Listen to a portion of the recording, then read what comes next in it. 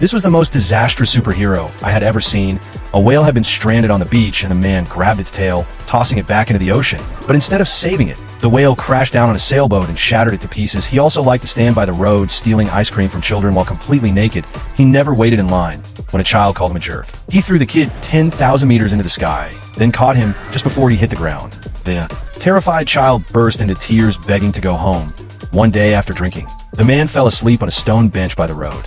A boy passing by told him to wake up and catch some bad guys. The man lazily greeted a passing woman, grabbed the leftover wine from last night, and flew into the sky with all his strength. Heading straight for the criminals, he drank Madeira while chasing them, crashing through road signs and knocking over police cars. In the end, the police suffered more losses than the criminals. When he reached the criminal's car, they fired wildly, but the bullets bounced off his body without leaving a scratch. When his bottle broke, he grew furious. He stopped the speeding car with one foot, lifted it into the air, and flew across the city, smashing through buildings. Finally, he pinned the criminals on the spire of a skyscraper. His reckless acts caused billions in property damage, far beyond what any group of criminals could ever steal. Because of that, the people of Los Angeles hated this so-called superhero. News programs were filled with angry complaints. Even old ladies rolled their eyes when they saw him. But no one knew that deep down he was painfully lonely.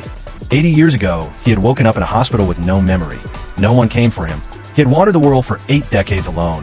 People feared and despised him, making him more and more lost. He drowned his loneliness in alcohol, yet never turned evil.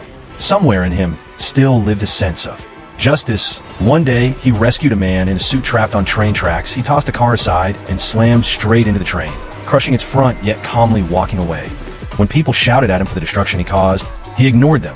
Only the man in the suit stepped up to thank him, grateful.